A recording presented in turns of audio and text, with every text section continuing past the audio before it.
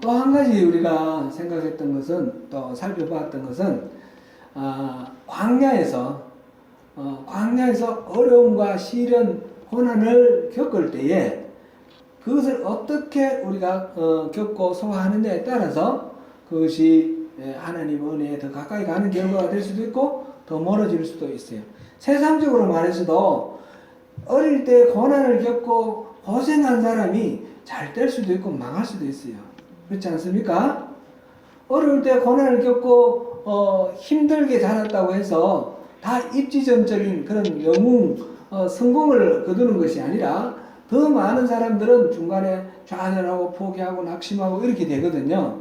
그래서 이 고난을 어떻게 소화하느냐, 이게 굉장히 중요한 것이고, 우리 신앙인들의 입장에서도 광야를 통과할 때 이 광야를 어떻게 통과하느냐, 그것이 중요하다는 것을 우리가 생각해 보았습니다.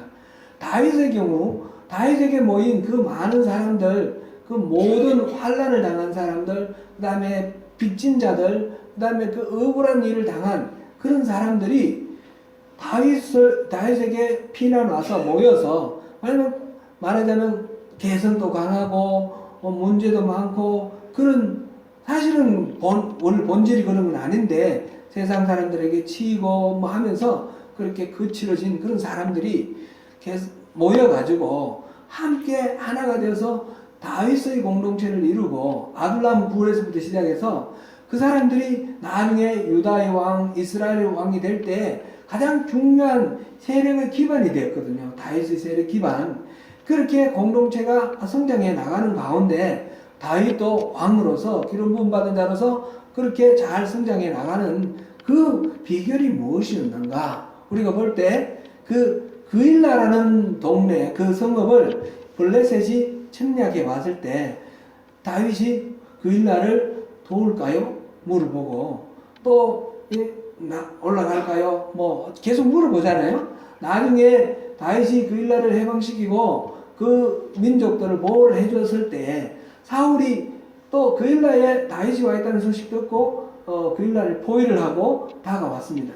그랬을 때 다윗은 다시 하나님께 물어봅니다. 이들과 같이 이렇게 싸워도 되겠습니까? 그일라가 우리 편이 되어줄까요? 이렇게 여쭤봤더니 하나님 뭐라고 하셨어요? 그렇지 않다. 저들은 사울 편이다. 그래서 조용히 떠나갑니다. 말하자면 배신한 사람들이에요. 은혜를 배반한 사람들인데 해코지 할 수도 있겠지만 그런 게 아니라 조용히 이렇게 떠나 나옵니다.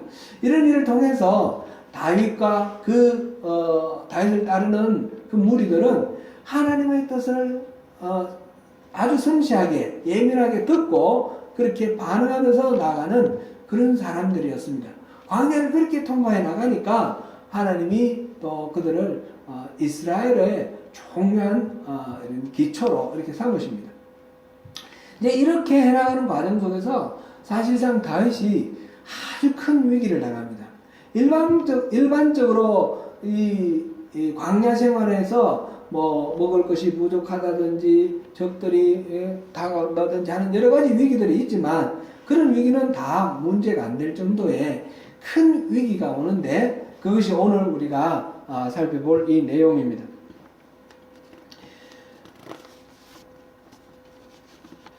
다윗이 광야 생활을 할 때에 매우 어려웠습니다.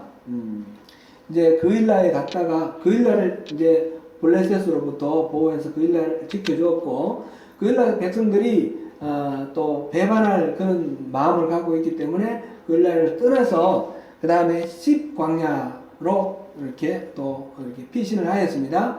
십 광야에 가서 이렇게 있는 동안에 십 광야에 살고 있던 사람들이 사울에게 찾아가서 다윗이 우리 동네에 와서 숨어 있습니다. 그렇게 일러주는 거예요. 그래서 사울이 거기 있구나. 그래서 군사를 모아가지고 이 십광야로 옵니다. 그러니까 이 추격군을 피해서 다윗은 다시 그 옆에 있는 마온 광야로 이렇게 피신을 하였습니다. 이 마온 광야에서는 거의 포위가 되어가지고 이제 다윗이 잡힐 그런 위기에 처했습니다. 그랬을 때 블레셋이 다시 공격해 들어옵니다. 블레셋이 이스라엘을 쳐들어왔다는 소식을 듣고 사울은 할 수 없이 지금 블레셋을 막아야 되니까, 블레셋은 다른 적국이니까 할 수 없이 다윗을 잡는 것을 포기를 하고 블레셋을 막으러 갔습니다. 그래서 겨우 다윗이 살은 거예요.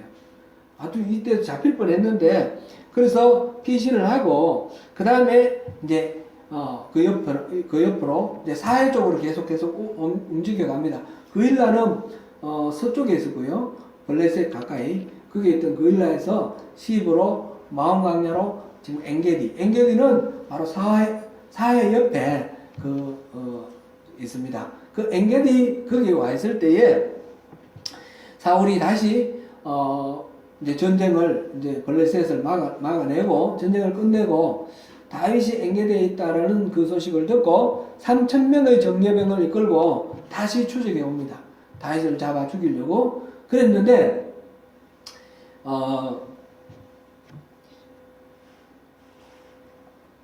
다윗이 이제 엔게디 어느 동굴 속에 이렇게 부하들과 같이 숨어 있습니다. 그럴 때에 이 사울이 볼 일이 급해가지고 사람이 없는 그 굴 속에 들어와서 볼일을 봅니다. 큰 볼일을 보는 거죠.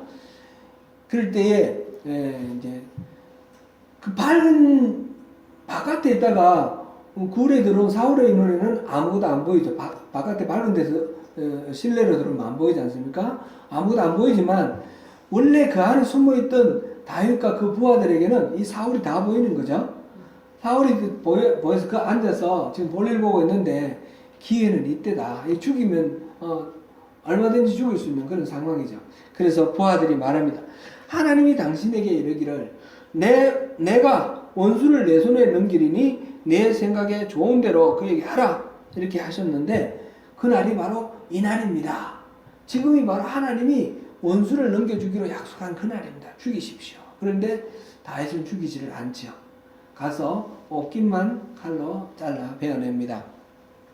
나중에 이제 사울이 다 보고 나갔을 때 이제 한참 있다가 따라 나갔고 이제 언덕이 있고 꼴짝이 있고 다음 언덕 이제 거리상으로는 아주 가깝지만 깊은 꼴짝이가 있어서 사울이 달려오기는 어려운 그런 상황이 됐을 때에 그때 다윗이 거기에서 사울을 부르면서 엎드려 절을 하고 사람들이 내가 왕을 자꾸 죽이려고 한다고 그러는데 그런 모함을 듣지 마세요. 그러면서 그 옷깃을 보여줍니다. 베어낸 옷깃. 내가 왕을 죽이려고 했으면 얼마든지 죽일 수 있었지만 내 옷깃만 베어냈습니다. 내 마음은 왕을 죽이려고 하는 마음이 하나도 없습니다. 그 말을 듣고 사울이 이제 다윗의 마음, 다윗은 자기를 죽이려고 하지 않는다는 걸 알고 처음부터 그런 건 뭐 사실은 그런 건 크게 의심했던 바는 아니에요. 자기가 다윗을 죽이고 싶고 스스로 생각했을 때 다윗이 너무 사람들로부터 인기도 많고 하니까 자기 자리가 위협받으니까 그렇게 다윗을 죽이려고 했던 것이죠.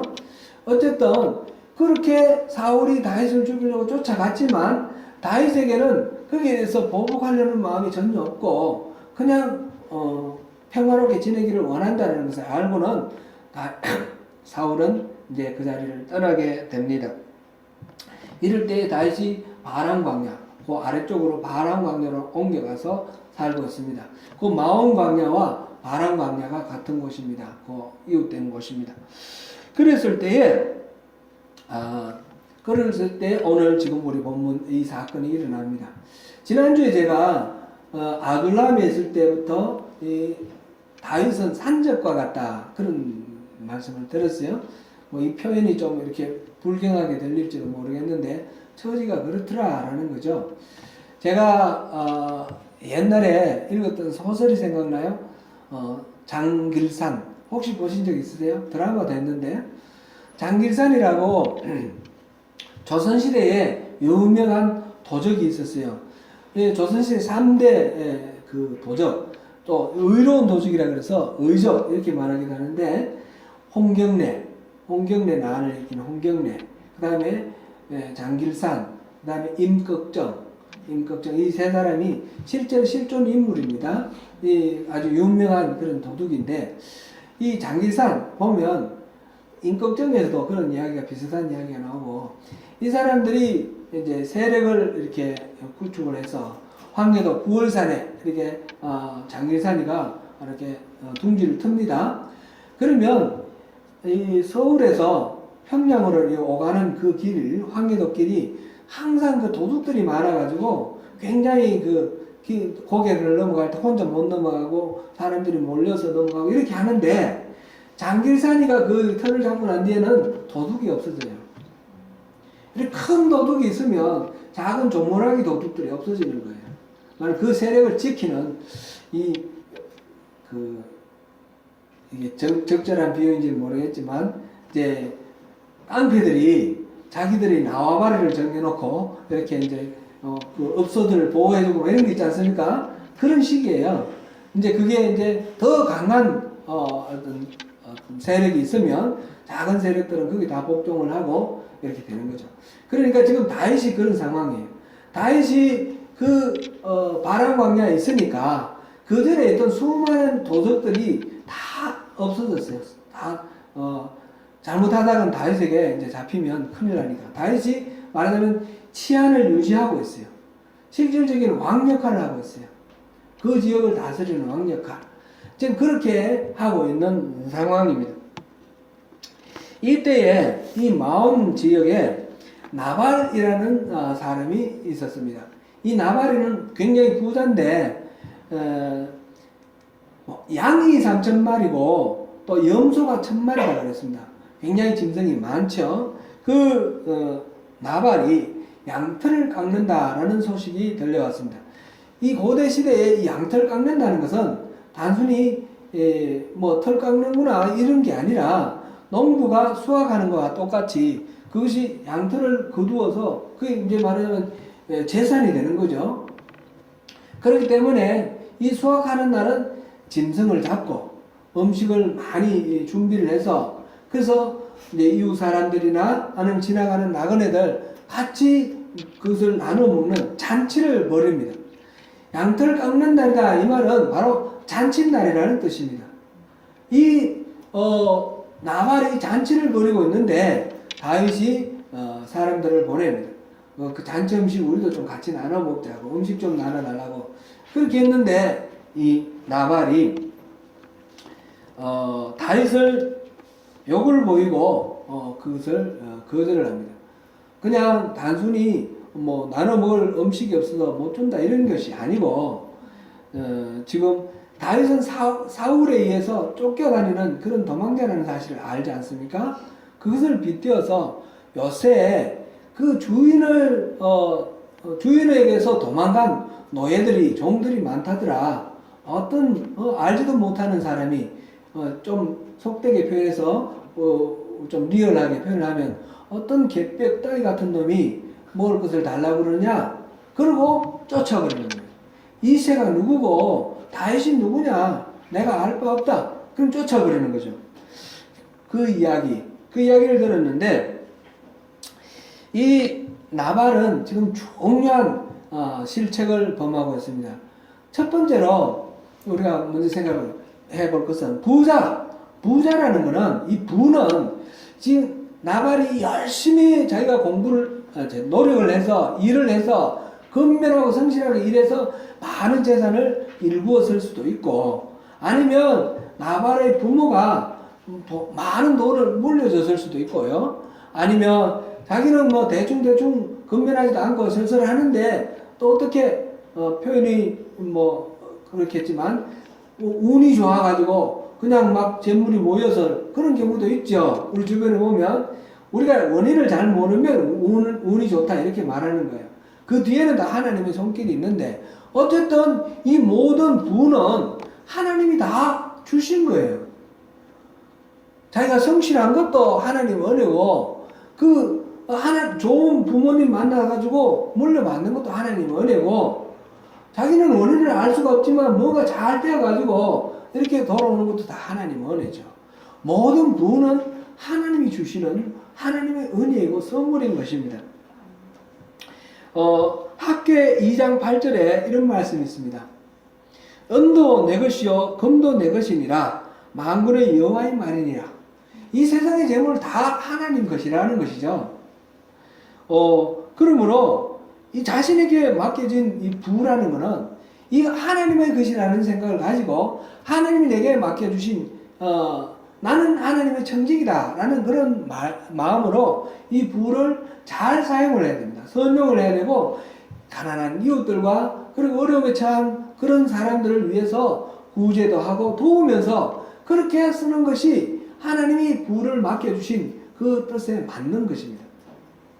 사도행전 20장 35절에 이렇게 기록되어 있습니다. 범사에 여러분에게 모범을 보여준 바와 같이 수고하여 약한 사람들을 돕고 또 주 예수께서 친히 말씀하신 바 주는 것이 받는 것보다 복이 있다 하심을 기억하여야 할 것이니라.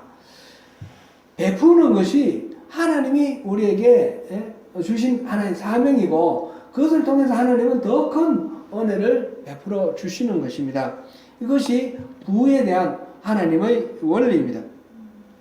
부는 내가 움켜쥔다고 해서 다 내 것이 되는 것이 아니고 다른 사람들에게 나누어진다고 해서 내가 내 것이 다 없어져서 가난하게 되는 것이 아닙니다.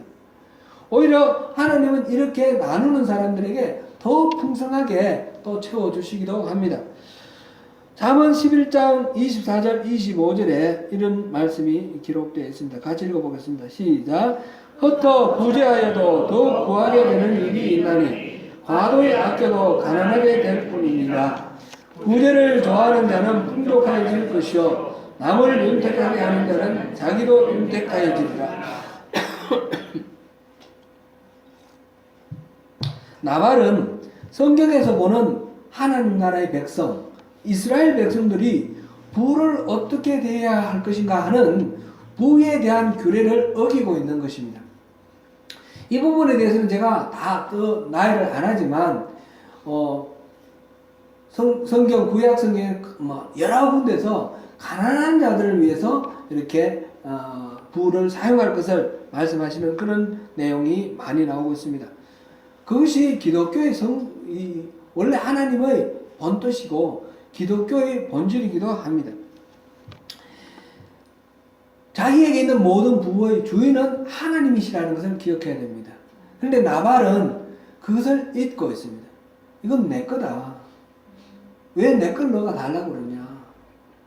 잔칫날을 어떻게 한다고요? 나그네와 이웃들을 초청해서 나눠 먹는 날이 잔치예요. 제가 어릴 때 생각해보면 시골에서 우리 전통적으로 우리나라 사람들은 그렇게 했던 것 같아요. 저희 누님이 시집 갈 때 이럴 때는 잔치를 하면요 이제 물론 준비를 할 때도 우리 집에서만 준비하는 게 아니라 동네 사람들이 다 조금씩 해서 부조를 하죠. 어떤 집은 콩나물을 길러오고 어떤 집은 두부를 만들어 오고 어떤 집은 술을 담그고 어떤 집은 또 감주를 담그고 여러 가지 동네 사람들이 다 이렇게 조금씩 준비를 해서 모아가지고 잔치를 하는 거예요. 그러면 그때는 동네 사람들이 다 와서 먹고 즐길 뿐만 아니라 읍내에 저 멀리 심리나 떨어져 있는 그 읍내에 있는 거지들 다 몰려와요. 10명, 20명 아무리 많이 와도 안 주고 돌려보내는 일이 없어요. 거지들에게는 다 상을 다 따로 차려줘요. 제가 기억하고 있는 우리 전통 잔치는 그랬습니다. 이게 굉장히 보면 성경에 나오는 내용들과 일치하는 것 같습니다.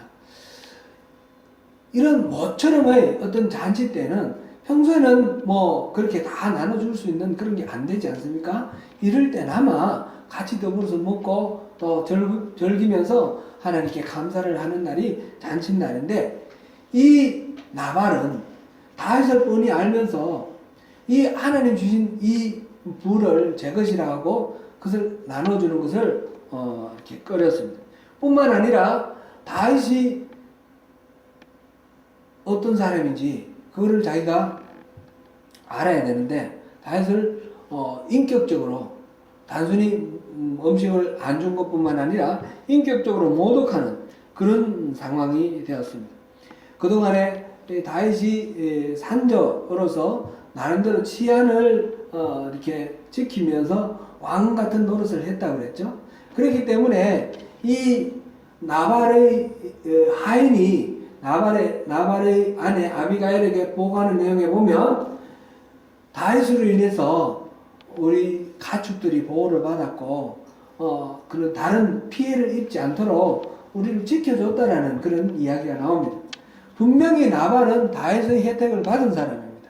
근데 은혜를 어기고 다윗에게 그렇게 막대하는 그런 것을 했습니다. 말하자면 자기의 생명에 위협을 스스로 가한 거나 마찬가지입니다. 이 나발은 자기를 잃었습니다. 자기를 상실한 사람입니다. 자기가 누군지 모르는 사람입니다. 하나님이 주신 그 부의 관리자라는 사실도 잊었고, 하나님, 다윗이라는 사람 앞에 자기가 얼마나 보잘것없는 존재라는 사실도 잊은 상태입니다. 이렇게 나발은 자기를 잃은 사람. 이 나발 외에 또 한 명의 자기를 잃은 사람이 있습니다. 그것은 다윗의 이야기를 듣고 화가 머리끝까지 치솟아서 금방 군사들을 400명이나 동원을 해서 나발을 죽이기 위해서 출동하는 다윗입니다. 이 다윗은 지금 하나님이 자기에게 기름 부어서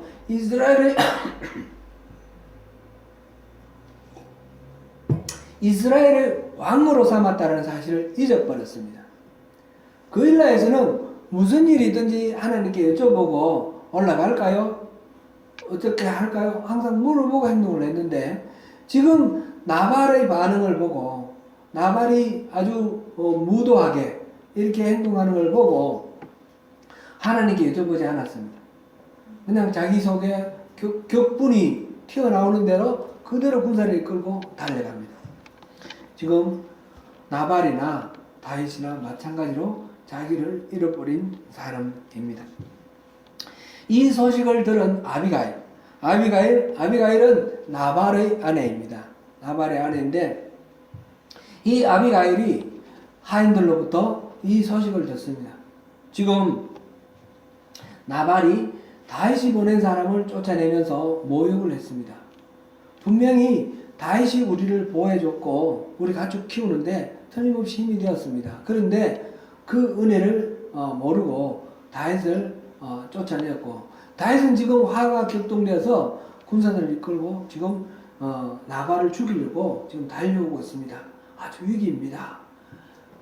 어떻게든 한번 해보세요. 그렇게 이제 보고를 하는 거죠.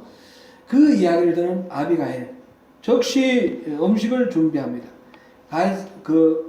다윗이 양털 깎는 날에 잔치니까 음식 좀 나눠 먹자 그랬으니까 그 음식을 지금 준비를 합니다. 떡과 포도주를 준비하고 양을 2마리 잡아서 요리를 하고 볶음국식, 건포도, 무화과 여러 가지 음식을 준비를 해서 재빨리 다윗이 달려오는 길로 마주 달려갑니다. 아비가일은 다윗이 오는 것을 보고 나귀에서 내려서 엎드려 절을 하고 나발의 허물을 개의하지 마시고 좀 제 말 좀 들어주세요. 그리고 엎드려서 다윗에게 호소를 합니다. 25장 23절에서 26절까지 한번 읽어보겠습니다. 23절부터 26절까지 시작. 아비가일이 다윗을 보고 급히 나귀에서 내려 다윗 앞에 엎드려 그의 얼굴을 향해 대니라. 그가 다윗의 발에 엎드려 이르되 내 주여 원하건대 이 죄악을 나 곧 내게로 돌리시고 여종에게 주의 귀에 말하게 하시고 이 여종의 말을 들으소서. 원하옵나니 내 주는 이 불량한 사람 나발을 개의치 마옵소서. 그의 이름이 그에게 적당하니 그의 이름이 나발이라. 그는 미련한 자니이다.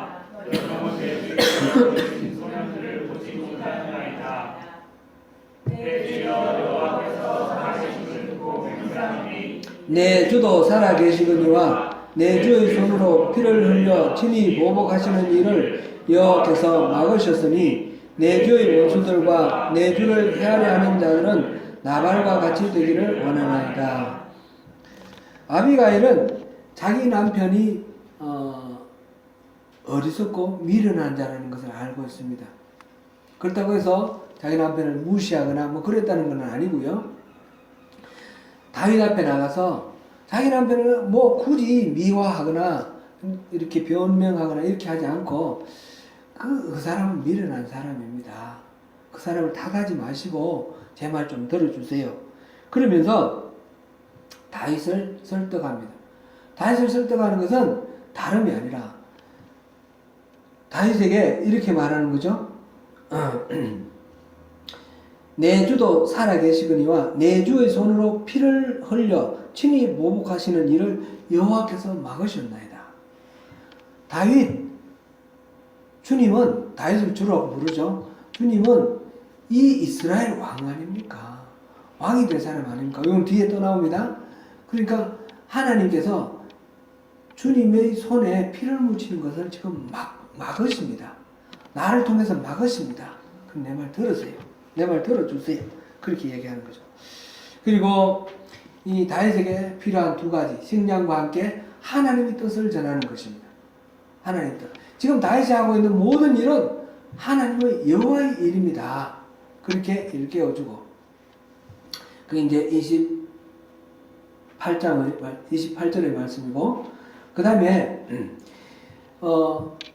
주의 생명은 하나님께서 생명사계로 이렇게 지켜주시고, 주를 대적하는 자들은 옛날에 주가 그 골리앗을 넘어뜨릴 때 물맷돌로 던지는 것처럼 하나님 그렇게 집어 나발이나 주를 대적하는 누구든지 집어 던질 겁니다.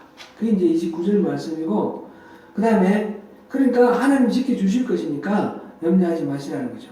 그 다음에 30절, 31절 29절부터 31절까지 우리 같이 한번 읽어보겠습니다. 29절부터 31절까지 다시 읽습니다. 시작. 사람이 일어나서 내 주를 쫓아 내 주의 생명을 찾을지라도 내 주의 생명은 내 주의 하나님 여호와와 함께 생명사계 속에 사 있을 것이요 내 주의 원수들의 생명은 물매로 던지듯 여호와께서 그것을 던지시리이다. 여호와께서 내 주에 대하여 하신 말씀대로 모든 선을 내 주에게 행하사 내 주를 이스라엘의 지도자로 세우실 때에 내 주께서 무죄한 피를 흘리셨다든지 내 주께서 친히 모복하셨다든지 함으로 말미암아 슬퍼하실 것도 없고 내 주의 마음에 걸리는 것도 없으리니 다만 여호와께서 내 주를 구제하실 때에 원하건대 내 주의 여종을 생각하소서 하니라. 아멘.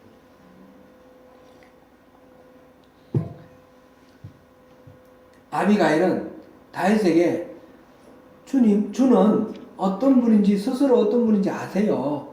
그러면서 다윗에게 자기 자신을 일깨워주는 겁니다.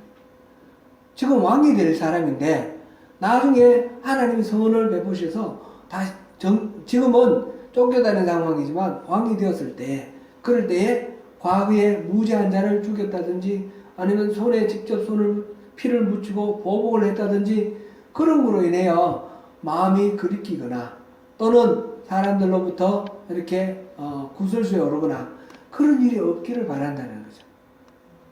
왜냐하면 이 어리석은 나발도 이스라엘 사람 아닙니까? 왕이 자기 백성을 이제 힘으로 그냥 보복했다라는 그런 소리를 듣지 않았으면 좋겠습니다. 아비가일은 다윗에게 다윗이 누구인가를 일깨워 줬습니다. 놀랍게도 다윗은 아비가일의 이 이야기를 듣고 귀를 기울입니다. 아비가일의 일리 있는 이 만류를 들은 다윗은 그녀를 통해서 하나님의 마음을 발견합니다. 아비가일은 사실상 주변인 아웃사이더입니다. 남자들만 지금 인구조사할 때도 남자들만 카운트할 그런 시대에 지금 잔치하고 그다음에 그 잔치에 초대받고 하는 사람은 전부 남자들이고 뒤에서 일하는 것만 이제 여자들이 하는 거죠. 지금 다윗의 심부름꾼이 와서 그 나발에게 음식 나눠주라 하고 그 쫓겨가고 이런 일은 이 아비가일이 전혀 모르고 있습니다. 왜냐하면 바깥에 나와 있지 않고 뒤에서만 지금 일하고 있는 그런 상태니까. 이런 여자 아웃사이드인 이 아비가일, 그렇지만 그가 하나님의 뜻을 발견하고 하나님의 사람 다윗을 만류하러 나갔을 때에 이 보잘것없어 보이는 이 아웃사이더의 말도 다윗은 그의 말을 경청하고 하나님의 뜻을 듣습니다. 광야는 다윗을 하나님의 마음을 품도록 훈련하는 훈련장이었습니다. 광야는 다윗이 자신이 얼마나 강한지, 얼마나 대단한지, 얼마나 멋있는지 그거를 이렇게 시험하고 테스트하는 그런 자리가 아니었습니다. 하나님을 어떻게 의지하고 살아가는지, 얼마만큼 하나님을 인식하고 살아가는지 그것을 끊임없이 훈련받는 자리가 바로 광야였습니다. 오직 기댈 존재는 하나님뿐임을 알아가는 그런 훈련장이 바로 광야였습니다. 미련한 자는 나발로 족합니다. 하나님이 기름 부으신 이스라엘의 왕 다윗을 그렇게 화를 격동하고 그래서 보복하게 만드는 그런 어리석은 짓을 하는 것은 이 미련한 이 나발의 일입니다. 우리에게 있어서도 끊임없이 우리를 불필요하게 자극하고 우리 자존심을 긁어서 우리를 실패하게 만들고 낙심하게 만드는 그런 일들이 너무너무 많습니다. 하나님의 백성답게 바르게 선하게 살려고 하는데 약을 올리고 또는 자존심을 건드리고 해서 우리를 분노하게 만들고 우리가 하나님 뜻에서 어긋나게 만드는 그런 일들이 끊임없이 우리에게도 일어납니다. 우리도 광야를 통과하는 이 다윗처럼 이 나발이 다윗을 격동했을 때 다윗이 그렇게 화를 내는 것은 자연스러운 것이지만 그것을 화를 내고 목숨을 해버리면 다윗이 실패하는 거지 않습니까? 그 실패를 가로막은 것이 이 아비가일입니다. 그렇게 우리를 실패하게 할 때에 하나님의 뜻을 발견하고 거기서 멈추는 것, 그것을 우리가 끊임없이 훈련을 해야 됩니다. 내 가까운 사람, 내 이웃이 그런 상황에 놓였을 때 하나님의 관점, 하나님의 마음을 일깨워주고 그것을 멈추게 만드는 것이 우리 이웃의 중요한 사명이기도 합니다. 다윗은 하나님이 세우시는 이스라엘 왕으로서 보복하기 위해서 자기의 자리를 지키기 위해서 끊임없이 다윗을 죽이려고 하는 그 사울처럼 그렇게 돼서는 안 되지 않겠습니까? 자기 중심적인 생각으로 머물러 있어서는 안 되지 않겠습니까? 다윗은 하나님이 아주 표본으로 대표로 서고자 하는 하나님의 사람인 것입니다. 다윗 자신이 위인이어서 그런 것이 아니라 하나님 특별히 다윗을 그렇게 지키고 보호하고 이끌어 가시는 것입니다. 다윗은 그 하나님을 잊어서는 안 되는 것입니다. 하나님 나라 백성이 붙들어야 할 가장 중요한 삶의 원칙은 바로 이것입니다. 하나님 앞에서 나는 누구인가? 다윗이 하나님 앞에서 하나님이 세우신 이스라엘 왕이라는 것을 깨닫는 것이 다윗이 실패하지 않고 그 자리를 지키는 그런 중요한 요인이 되었습니다. 우리에게도 끊임없이 도전해오는 그런 이 악의 유혹들, 우리를 넘어뜨리는 여러 가지 그런 문제들 속에서 우리를 지키는 비결은 하나님 앞에서 내가 누구인가? 여러분은 누구입니까? 우리는 하나님이 다 예정하시고 택하시고 부르신 하나님의 사람입니다. 우리를 통해서 하나님은 일을 하실 계획이 있으십니다. 그러니까 내 마음대로 내 기분대로 살아서는 안 되는 것입니다. 하나님이 나를 부르신 이유가 무엇일까? 하나님 나를 통해서 무슨 일을 하기를 원하시는가? 끊임없이 질문하면서 그 질문 속에서 우리가 하나님 뜻에 합당하게 살아가야 하는 것입니다. 예수님께서 주기도문을 우리에게 말씀해 주신 것처럼 하나님이 나라가 이 땅에 임하도록 그렇게 우리에게 기도하게 하셨고 하나님 뜻이 이 땅에 이루어지기를 기도하게 하셨습니다. 그 말씀은 무엇입니까? 우리가 바로 그 하나님 나라를 이 땅에 실현시키는 하나님의 일꾼이 되어야 되는 것이며 하나님 뜻을 이루는 하나님의 그 사람이 되어야 되는 것입니다.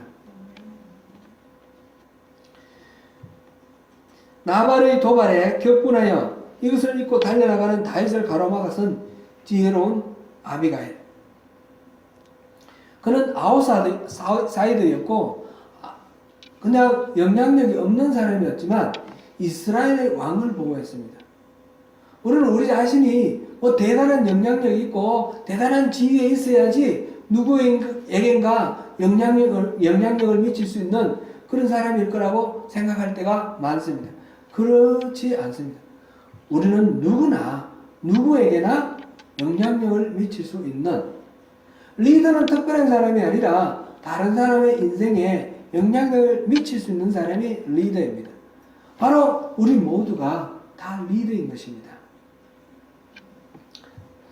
사랑하는 성도 여러분, 다윗이 하나님 앞에 자기가 누구인지를 알고 그 분노와 그 격동을 누구로 떨임으로 인해서 하나님의 사람으로 그 하나님의 왕으로 쓰이는데 하나님의 말하자면 이 섭리를 거스르지 않고 그 뜻을 이루어 나간 것처럼 우리 또한 하나님의 부르심을 늘 기억하면서 그 하나님의 계획, 하나님의 섭리를 이루어 나가도록 우리가 순종하고 나가야 되지 않겠습니까?